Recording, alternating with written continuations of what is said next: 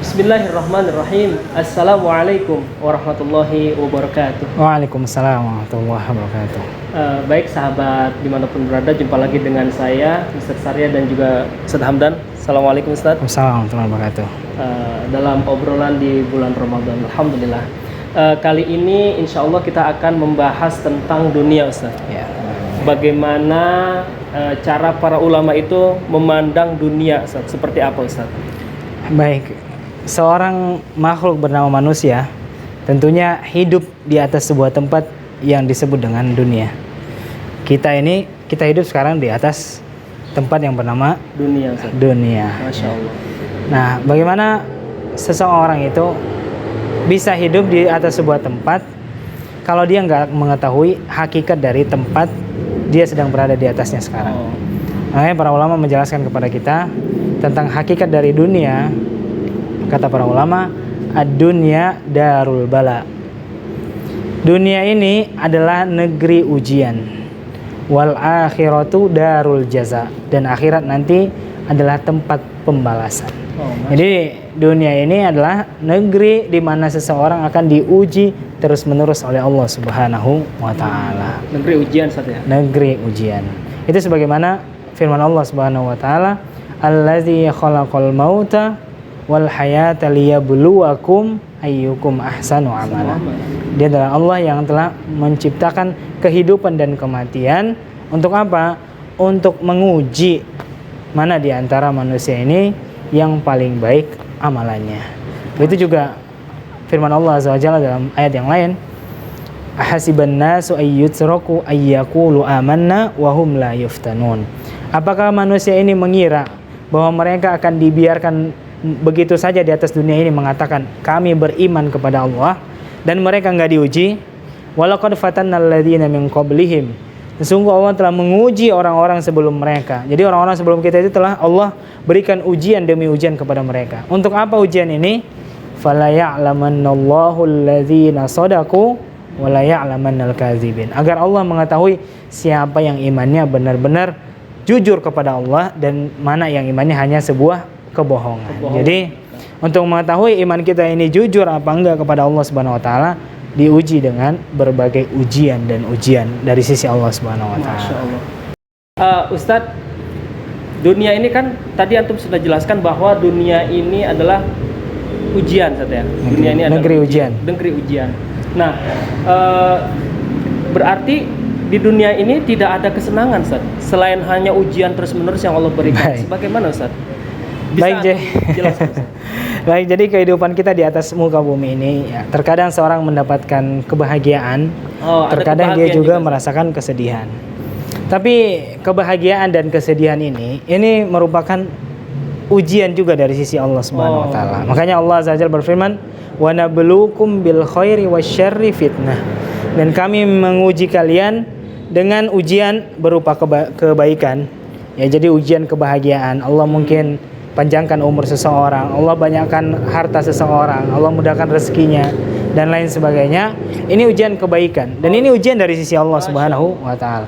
Dan Allah juga menguji bisyarri, dan Allah menguji dengan ujian-ujian yang mungkin dia rasakan adalah sesuatu yang buruk bagi dia. Dia mungkin diuji dengan penyakit, diuji dengan kemiskinan dan lain sebagainya sebagai ujian bagi manusia. Jadi kebahagiaan yang dirasakan oleh seorang hamba dan kesedihan yang dirasakannya ini merupakan ujian dari sisi Allah Subhanahu wa taala. Jadi kebahagiaan adalah ujian bagi seorang hamba apakah dia bersyukur atau tidak dengan nikmat yang telah Allah berikan. Dan sesuatu yang mungkin agak perih di hati seseorang, berat ya dia rasakan hidup ini, kesedihan dia rasakan, itu merupakan ujian bagi seorang hamba apakah dia mau bersabar dari ujian-ujian yang telah Allah berikan kepadanya. Makanya kata Nabi SAW, ajaban li amril mu'min. Sungguh menakjubkan perkara seorang mukmin. Inna amrohu kulluhu khair. Sungguhnya amalan seorang mukmin itu semuanya adalah kebaikan. Jadi kalau dia ditimpa kebaikan, kemudian dia bersyukur, fakana khairullah. Maka itu adalah kebaikan baginya. Jadi kalau kita ditimpa kebahagiaan, kita bersyukur kepada Allah, itu yang terbaik bagi kita.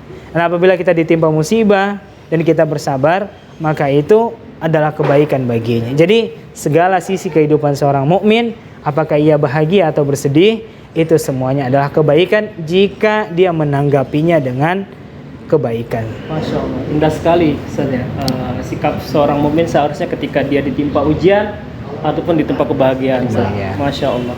Baik, Ustadz, di sini ada sebagian, saya pernah dengar ada sebagian orang ketika dia ditimpa kenikmatan, banyak sekali kenikmatan yang dia raih, namun kemudian ketika disuruh atau diperintahkan untuk menjalankan syariat Allah, dia tentu malah tidak menjalankan itu, Ustaz. Nah, tipe orang seperti ini dalam pandangan kacamata Islam itu tipenya seperti apa? Baik. Baik, barakallahu fikum.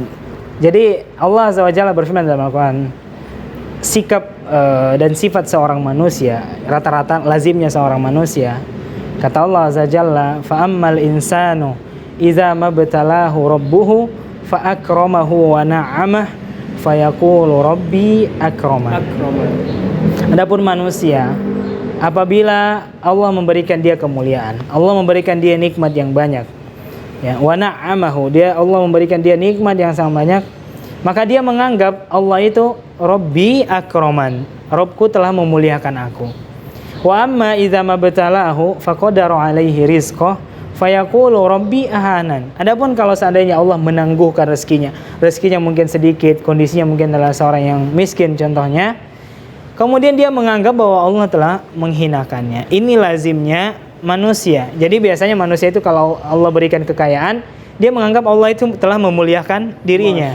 Tapi kalau Allah berikan kemiskinan, dia menganggap Allah itu telah menghinakannya. Padahal ini bukanlah seperti itu cara berpikir seorang manusia yang beriman kepada Allah Subhanahu wa taala. Berbeda lagi tadi dengan yang antum sampaikan.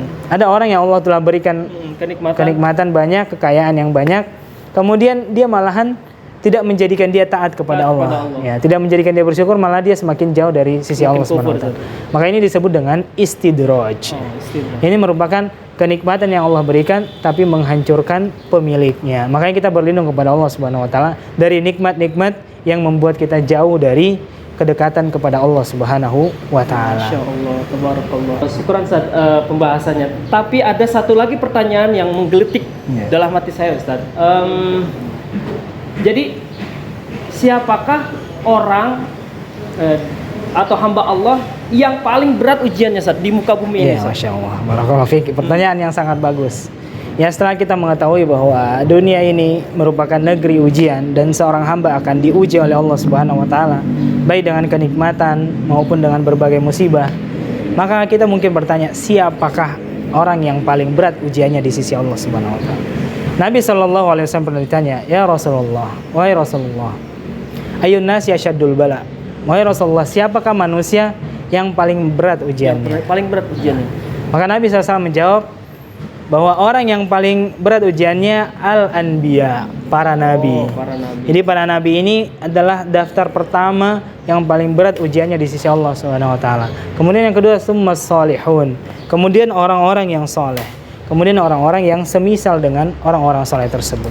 Jadi semakin soleh seseorang, semakin tinggi tingkatan keimanannya, maka akan semakin berat ujian yang Allah berikan kepada mereka.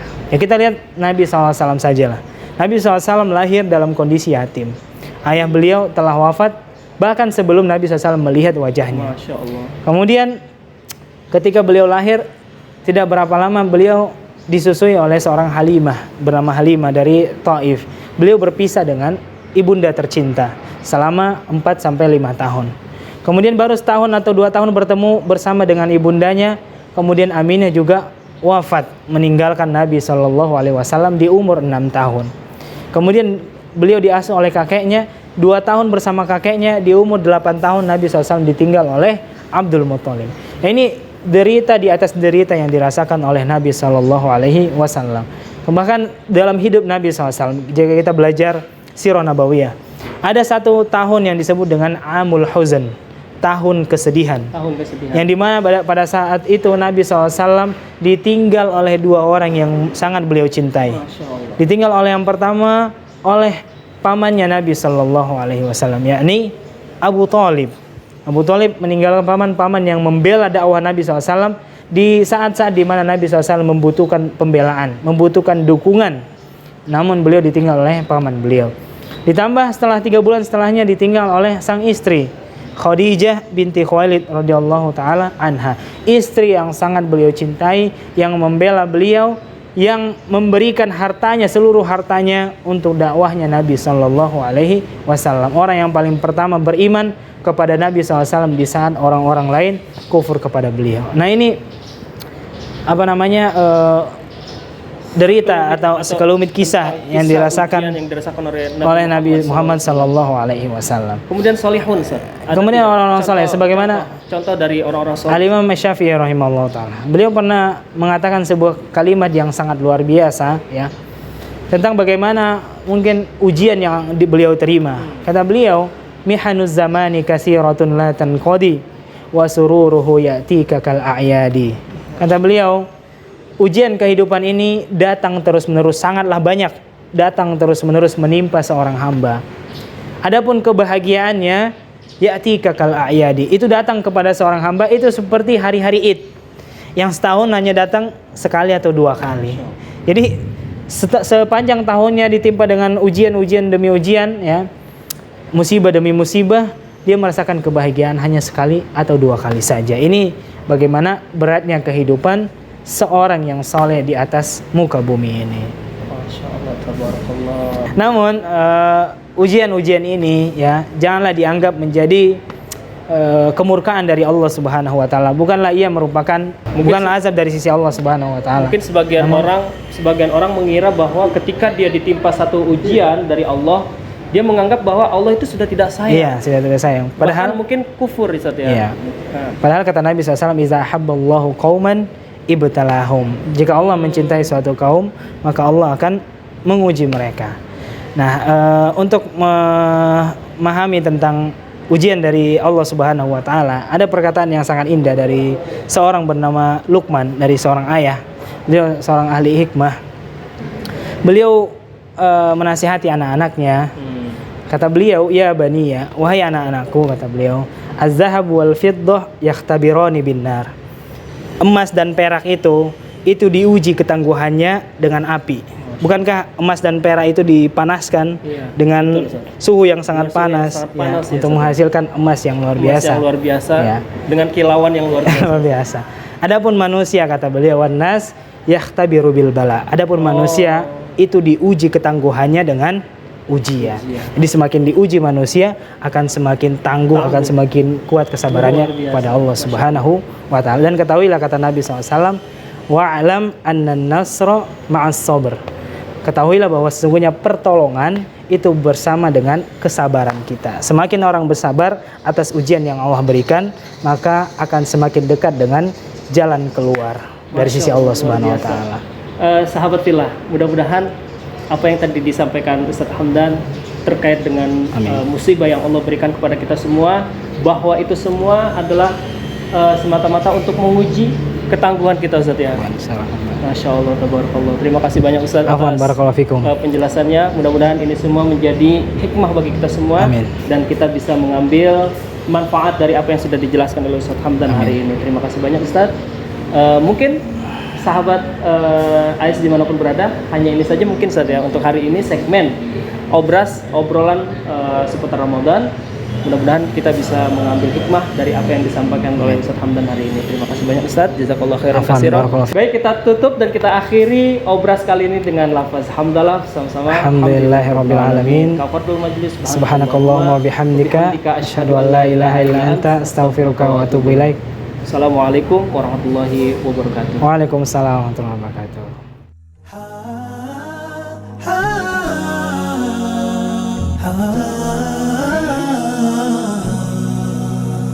رمضان كريم كريم كريم شهر عظيم عظيم عظيم